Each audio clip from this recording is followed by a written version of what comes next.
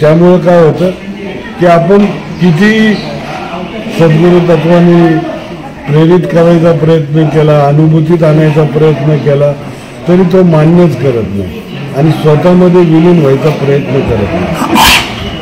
काय करत नाही? आता सद्गुरु तत्व कशाच्या आधारे जा म्हणत असतं? नामाच्या आधारे जा म्हणत असतं. आता नाम म्हणजे काय आहे? नाम म्हणजे काय आहे? नाम म्हणजे दुसरं तिसरं कोणी नसून तुमचा प्राणच आहे. श्वास, श्वास हेच नाम आहे. काय नाम आहे? श्वास.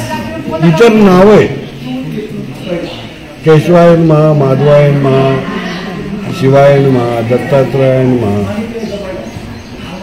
हे सगळे तपस्येच्या अधीन राहिलेले. कुठल्या नामाच्या आधारे राहिलेले आहेत? तर श्वासामध्ये जे नाम भगवंताने ठेवलेलं आहे. मग तुमच्या जन्माच्या अगोदर बी श्वास होतात, प्राण होतात. या सृष्टीच्या अगोदर बी ती शून्य पोकळी होतीच.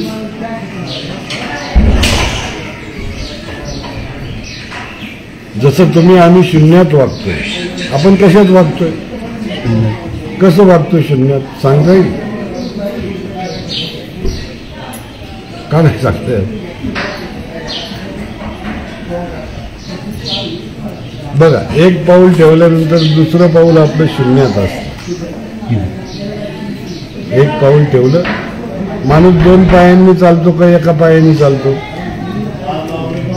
सांगा. दोन. चला बरं, दोन पायांनी उभं राहा. दीड पायाने. हो. आता दोन्ही पाय एकदम उचला बरं. दोन पायांनी चालता ना तुम्ही? येईल का उचलून चालता दोन्ही पायांनी? उड्या माराव्या लागेल तुम्हाला. एक पाऊल आपण खाली ठेवतो, अर्ध पाऊल वर असतं. ते खाली ठेवल्यानंतर दुसरं पाऊल आपलं परत वर असतं. आकार उकार मकार, आधी चंद्रकोर आणि वर आम्ही. बरोबर. म्हणजे एक पाऊल शून्यात असतं, मग दुसरं जमिनीला टेकतं, परत शून्यात. म्हणजे आपल्याला चालायला बी शून्याचा आधार घ्यावाच लागतो. ही माया आहे, देह ही माया आहे. माया कुणाकडनं आली? माऊलीकडनं आली, आईकडनं आली. आईने 9 महिने 9 दिवस आपल्याला सांभाळलं. तेव्हा आपण प्रगट झालो. त्यावेळेस मी माया फोडली. मला जन्माला यायचंय, आई तुला तुझं काही घेणं देणं नाही, मला बाहेर पडायचंय. जीव काय म्हणला?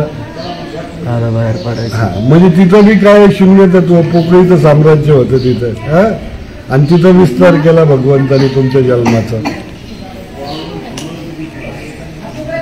तुम्ही जन्माला आला, पाळणा बांधला तुमचा. हे लाकडं कुठनं घेतली तुम्ही? निसर्गातनं घेतली. मग तिथं बी निसर्गानं तुम्हाला सांभाळलं, शून्यातलीच घेतली.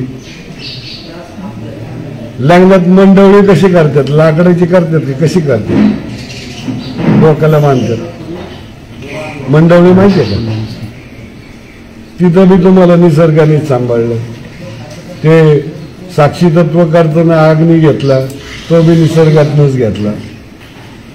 आणि शेवटी सरणावर गेलं तरी निसर्गाचंच सांगितलं. आणि ते लाकडं मग असे हातलेले असते तर शून्यात टाकतात तुम्हाला.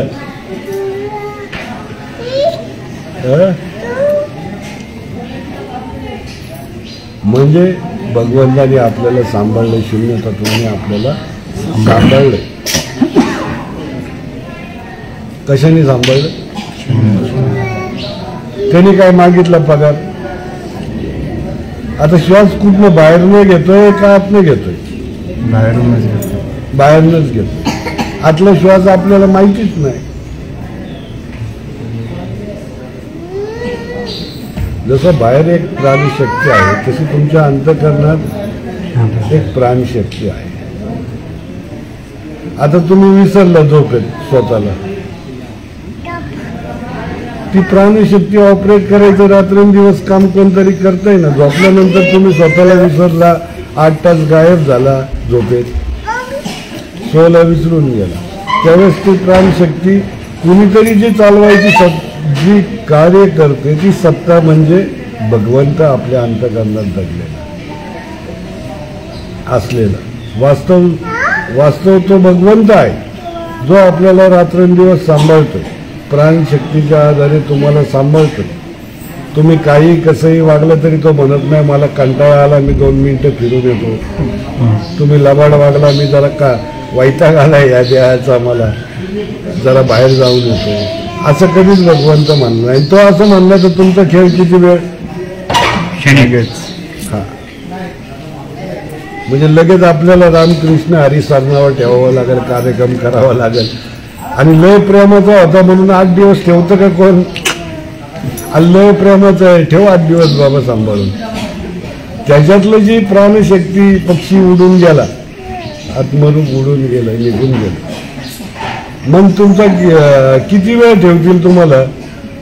किती वेळ ठेवतील? अरे हलवा म्हणतील वाचील याचा लय प्रेमाचा लय जीवा भावाचा होता, ठेव ना भाऊ.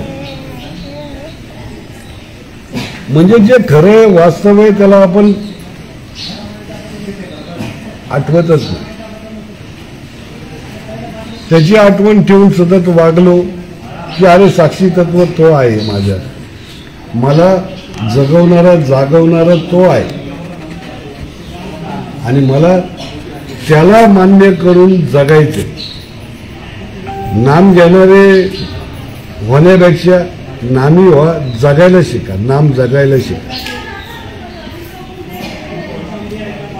प्रत्येक जण ज्याची त्याची समाजात असणारी भूमिका वटवत असतो, दाखवण्यासाठी वटवतो. पहिली गोष्ट समाजाला दाखवण्यासाठी वटवतोय, अंतःकरणाला काही समाजकारण करायचं म्हणून वटवतोय का भगवंताच्या दरबारात मला जायचंय आणि तिथं मी त्याचा योग्य भक्त आहे हे सिद्ध करण्यासाठी वटवतोय का माझा खरोखर सत्याप्रती असणारा स्वभाव तो आहे. स्वभावन सोहमभाव, स्वभाव सोडायचा आणि सोहमभाव असा. देह कुणाच्या अधीन आहे तर स्वभावाच्या अधीन. त्याचा स्वभाव, एखाद्या माणसाची ओळख, अरे त्याचा स्वभाव लय अवघड आहे, नको त्याच्या नादी लागेल, अरे हा त्याचा स्वभाव चांगला आहे, आपल्याला त्याच्या जवळ जायला हरकत नाही. म्हणजे तुमची ओळख कशावर आहे? स्वभावावर. पण तुमचा ओरिजिनल स्वभाव हा सोहम भाव पाहिजे. जन्माला आला त्यावेळेस 8व्या महिन्यात भगवंतानी ते नाम टाकलेलं आहे, म्हणून कृष्णाचा जन्म 8वा आहे. 8वा जुलै की 8वा. हा. आणि सद्गुरु तत्व हे जाणवं देतात. जाणवं कशाचं असतं? जाणीव असं कुणाची? भगवंताची, माणसाची. भगवंताची. मग जाणीव प्रत्येक अक्षराला घेऊन राहते. त्या टाळक्यात जे विचार चालतात, काय म्हणतो टाळक्याचे विचार चालतात. हा, तो विचार भाव घेऊन जगत असतो. आई म्हणल्यावर की ममत्व येतं, बरोबर. एखाद्या भाजी किंवा आवडीची गोष्ट, पदार्थाची चव ध्यानात येते, रुची नाही ध्यानात येत, चव ध्यानात.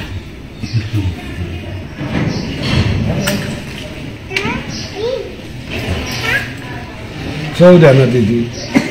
मग माणूस चवीवारी जगतोय. मग तो विचार जो भावाचा कण घेऊन तुमच्या शरीरात जाईल तसं तुम्हाला त्याचा परिणाम भोगायला मिळतो. म्हणजे तुम्ही क्षणाक्षणाला जर पाण्याचा आवंडा वर काही टाकी बांधली गिळता, काय गिळता? आवंडा गिळतो. होंडा नाही रे, आवंडा. आवंडा. आता तो आवंडा जर का गिळायचा बंद झाला, आकाशातनं तो आवंडा तुमच्या या कंठाला जीवरूपाला मिळत असतो, ओलावा मिळत असतो. आता तो आवंडा जर का मिळायचा बंद झाला तर कंठाला घशाला कोरड पडते, आणि घशाला कोरड पडली की ती गरगर लागते, आणि मग तुमचा जीव शिवाला रामनाम होतो. बर, मग तो जर का आवंडा जर का तुम्हाला मिळला नाही आकाशातनं येणारा, तर शब्द फुटेल का? म्हणजे शब्द कुठनं आला? आकाशातनं आला, इथं मिळला. कसा आला? विचार रूपाने आला, कण रूपाने आला, भाव रूपाने आला, आणि तो व्यक्त होतोय. काय होतोय? व्यक्त होतोय. मग तो कशाने झाला पाहिजे? साक्षी तत्वाने, सत्यभावाने झाला पाहिजे. की माझ्यात भगवंत आहे, आणि तो ह्या हृदयापाशी गेला पाहिजे, त्या आत्मरूपापाशी गेला पाहिजे. म्हणून ही दारा जी आहे, 17वी दारा राधा, ही गुप्त भक्ती आहे ना, सतत वाहती. हा, सतत वाहती. पण तुमच्या वैचारिकतेने, म्हणून सांदीपणी देहरूपी गुरु केला ना आत्मा हा भगवंत. सांदीपणी देह आत्म्याचा गुरु केला. कोण केला? आता या आत्म्याला देहच नाही वागायला, आत्म्याला देहच नाही वागायला, तर तो आत्मा कुणाबरोबर वागल? मग भगवंताला बी गुरु करावा लागला जसा, तसा या आत्म्याला देह गुरु करावा लागला. परंतु देह ज्यावेळेस वागणुकीला आला, त्यात जो अहम मी म्हणून नाव रूपाने प्रगट झालाय, की हा दत्तात्रय झाला, हा आशिष झाला, हा भूषण झाला, ह्यांनी जे समाजाचं वागवलेलं आहे ते सांभाळण्यासाठी देहरूपाने जे गोळा केले त्यात गुरफटून राहिला. ते आत्म्याने रात्रंदिवस भक्ती केली, श्वास त्यांनी ठरवलेले, एवढी श्वास जपसंख्या तुला दिलेली आहे. आत्मा काय म्हणतो? एवढी जपसंख्या या देहाला दिलेली आहे, एवढे श्वास या देहाला दिलेले आहेत, तेवढे श्वास होस्तवर मी तुझ्यात आहेच, तू काही बी कर. तुमच्या जन्माचं वय काय ठरतं? तुमच्या मृत्यूचं येण्याचं वय काय ठरतं? तुम्हाला एक श्वास संख्या दिली, तेवढी श्वास संख्या तुमची पूर्ण झाली, संपला कार्यभाग तुमचा. मग ती ऋषी मुनी योगी ती श्वास संख्या जपायची, जपतात. अशी काउंट करून जपतात नाही, सांभाळून ठेवतात, जपतात. लोक काउंट करून जप करतात. ओम नमः शिवाय, ओम नमः शिवाय, ओम नमः शिवाय, ओम नमः शिवाय. एवढे जप झाले की शिव मला भेटत. अरे तो शिव म्हणतो जरा ओलावा जिवाळा, काहीतरी काय प्रेम आहे का नाही? काउंटिंग करतोय, एक कर्म करतोय, आणि कर्मात भावच नाही, तर ते कर्माला काय अर्थ राहतो का? मग तो दिखाऊपणा झाला. भावविरहित कर्म हे दिखाऊपणा झाला, आणि बरोबर असणारं कर्म हे त्याच्यापाशी लीन. म्हणून सखा भाव पाहिजे का सावत्र पाहिजे? सखा. माझं अमुक होऊन दे, माझं तमुक होऊन दे, भौतिक कारण म्हणजे सावत्र भाव. आणि सखा भाव म्हणजे काय? मला भगवंत माझ्या अंतःकरणात आहे, आणि त्या परमप्राप्तीला मी कधीतरी माझा जीव, माझं मन बुद्धी चित्त कधीतरी त्या परमप्राप्तीला भेटू दे. खरं तर भगवंत भेटलेलाच आहे तुम्हाला, प्रवास करायचाच नाहीये. अंतःकरणात सतत तुमच्या आहे. तुम्ही प्रवास का करताय हे त्याला बी कळलंच नसेल आजपर्यंत, की मी तुझ्या अंतःकरणात आहे. सतत त्या ओलाव्याने, त्या प्राणाने आणि वाचेने तू माझ्यापाशी राहिला तर मी तुला कधीच सोडलेलं नाही. कशा कशाने राहायचंय? ओलाव्याने, भाषेने आणि प्राणाने. ह्या 3 गोष्टी त्याच्यात लीन व्हायला आल्या तर तुम्ही सुटलेला आहे. मग ब्रह्मगिरी जाण्यासाठी खाली पाय त्याला कोणाची समाधी केली? निवृत्तीनाथांची. निवृत्तीनाथाची. आता ब्रह्मगिरी चढायचं म्हणल्यावर पाय त्यालाच निवृत्ती व्हावं लागेल. वृत्ती सगळी टाकून टाकून द्यायला लागेल. निवृत्ती झालं तरच ब्रह्मगिरी चढत होतोय का? निवृत्ती किती जण निवृत्तीचं दर्शन घेतात ब्रह्मगिरीला जाताना. आणि त्या निवृत्ती ठीक आहे, निवृत्तीनाथ शिवाचाच अवतार, ते तर निवृत्त आहेच. पण खरंच अंतःकरणातल्या उर्मी निवृत्त झाल्यात का तुमच्या? तेव्हा तुम्ही तो हा ब्रह्मगिरी चढता. हा ब्रह्मगिरी चढायचा आहे तुम्हाला. आणि मग ती पावलं बघायची, जटा आपटलेली गंगा प्रगट झाली.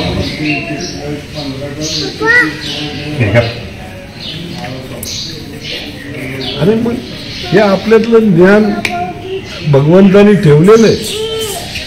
त्या ज्ञानाचा विस्तार कानाकानाने वाढवायचा आहे. मधमाशी असते, मधमाशी सगळ्या पसाऱ्यात जाऊन येते, मुखात मध गोळा करते, एका ठिकाणी साठवती, पण तिचा नाद कसा असतो बघ.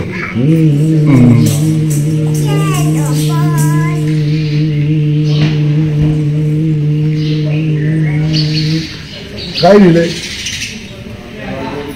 तो ध्वनी दिलाय तिच्यापासून. मग ती मध साठवली, पण तिला त्रास द्यायला आला तर तिच्या राणी माशीने एकदा अटॅक केला तर सगळ्या कार्यक्रमच करते. पण त्यात मी त्यांच्यात किती शिस्तबद्धच आहे. पहिली राणी माशीच डंक मारत, तिने डंक मारला तरच बाकीचे कार्यक्रम करते. म्हणजे प्रत्येक निसर्गातली गोष्ट आहे ती नियमन शिस्तबद्धरित्या त्यांचं नियोजन चालवत जाते. मनुष्य प्राणी असा आहे की हा निसर्गाविरहित जगतोय, त्याला निसर्गाचं काही घेणं देणंच नाही. म्हणजे तो कधी वाघ होतो, डाळकाव्या पडतो, कधी कोल्हा होतो, लवाड होतो, कधी लांडगाव होतो, दूरचं होतो, कधी मग शिळी पण होतो. हा समोरवाला जायचं, आपल्याला काहीतरी साधून घ्यायचंय, मग गोड बोलायची शिळीसारखं, सशासारखं, हरणासारखं. म्हणजे प्रत्येक प्राण्याचं पात्र मनुष्याने घेतलंय. पण मनुष्याने माणूस सगळं करा, पण त्यात एक कार्यक्रम असा ठेवा की आपल्याला जे मिळणार आहे ते आपल्याला धर्मकारण आणि समाजकारणासाठी वापरायचं. तो जो मिळणारा शेअर आहे आपल्याकडं तो धर्मकारण आणि समाजकारण. आता समाजकारण असं म्हणलं जातं. एक्झॅक्टली काय, कशाला समाजकारण म्हणायचं, कशाला धर्मकारण?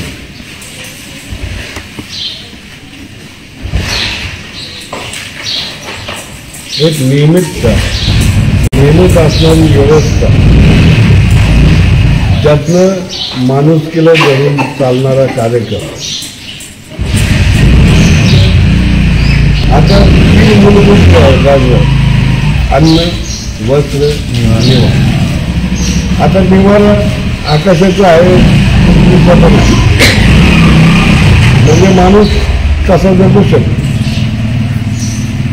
वस्त्र कसं तरी फाटकं तुटकं राहू शकतो, साधू संन्याशांना त्यांना ते पण लागत नाही. राहिला अन्न आणि पाणी, हे जगण्यासाठी असणारी सगळ्यात मोठी मूलभूत गरज. प्रत्येक पण जे पोट भरलेले त्यांना दिखाऊपणा करून उपयोग आहे का की मी खूप अन्नदान करतोय? ज्यांच्यापाशी ते नाहीये त्यांचा जो आहे. मला बरीच लोक म्हणतात मग मठावर आम्ही काय पाठवायचं. म्हणलं तिथं अनाथ आश्रम वृद्धाश्रम असेल तर तिथं पाठव, मठावर काय पाठवायची गरज. पण जिथं खरंच मिळत नाही तिथं पाठव. जिथं ऑलरेडी भरपूर फ्लो चाललाय तिथं पाठवून उपयोग काय. तसं प्रत्येक गट जसा विचार घेऊन राहतो, भाव घेऊन राहतो आणि तो आपल्या हृदयाला मिळत असतो आणि त्यातनं आपली मनबुद्धी विकसित होणार. काय होणार आहे? मनबुद्धी विकसित झाले की आपलं चित्त शुद्ध होणार. म्हणजे कानात जे सद्गुरूंनी पेरलेलं आहे ते नयनाग्री दिसण्यासाठी ह्या सगळ्या गोष्टी होणं गरजेचं आहे. प्रत्येक शिष्य वर्गात, प्रत्येक समुदायात मन मंत्र, तन तंत्र, यन तन यंत्र, म्हणजे प्रत्येक जण कशाला तरी घेऊन राहिलेला आहे.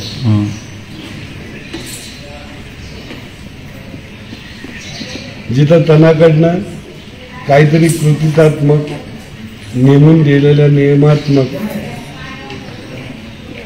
कार्यक्रम जपाचा अनुष्ठानाचा होतो ते तंत्रशास्त्र.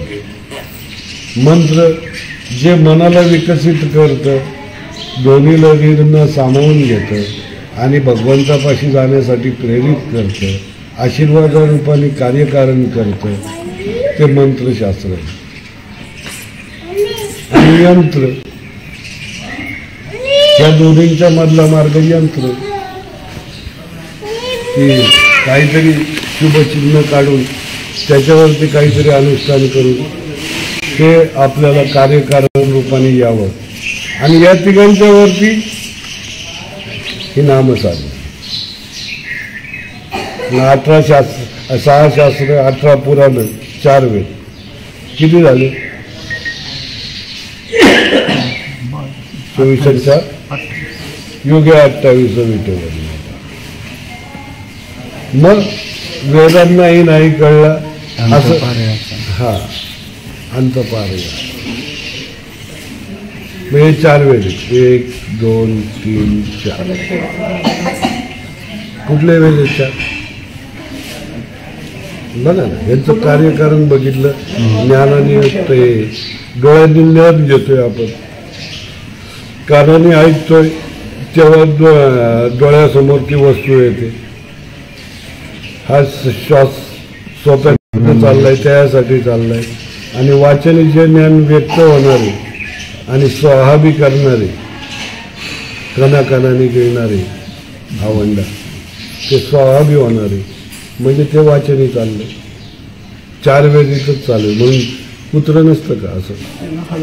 दत्त महाराजांपाशी किती पुत्री आहेत? 4 पुत्र. गाय, अजून काय? 6 शास्त्र आहे. गाय कोण आहे? पुराणे. त्यातली कुठली वस्तू अशी नाहीये गायमधली की जी पवित्र नाहीये? सर्वच नाही. म्हणून तुमच्या आमच्यापासून जे भगवंताने आणून ठेवलेलं आहे ते सात्विक आहे, योग्य आहे. ते फक्त आपण कशा पद्धतीने स्वीकारतोय, आपला माइंड कशा पद्धतीने ॲक्सेप्ट करतोय याच्यावरती अवलंबून. म्हणून विचार करण्याची क्रिया, विचार करण्याची पद्धत आणि ते स्वीकारण्याची पद्धत जाणून त्याचा आपल्याला फायदा होईल. आपण भगवंत स्वरूपाला कसं मिळवू याचा प्रयत्न करणं म्हणजे ध्यान प्रक्रिया. मग त्यासाठी वेगळं आसन, बरेच जण कुठलं आसन घ्यावं, कुठलं आसन घ्यावं.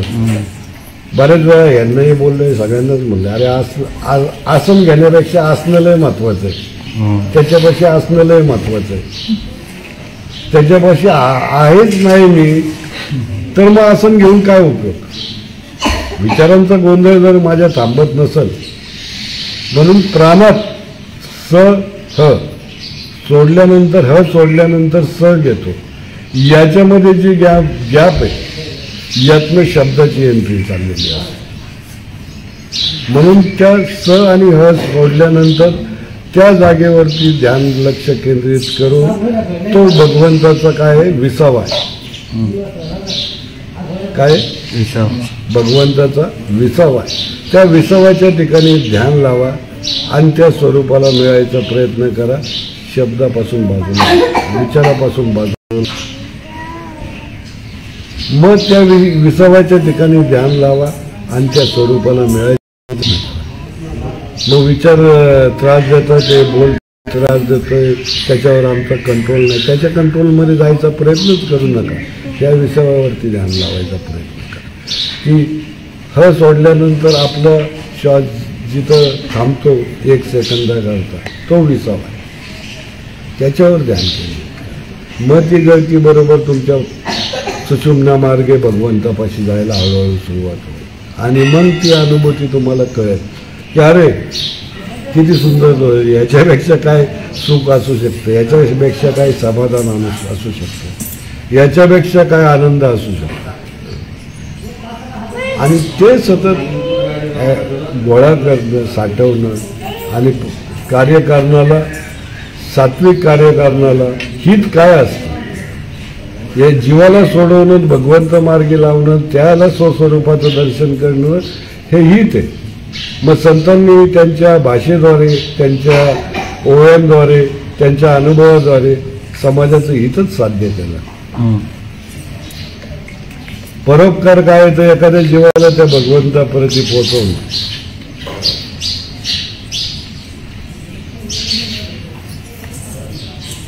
अनंत कोटी ब्रह्मांड नायक राजाधिराज विराज श्री सद्गुरु शंकर बाबा महाराज की जय. सद्गुरुनाथ महाराज की जय. सद्गुरु शंकर दादा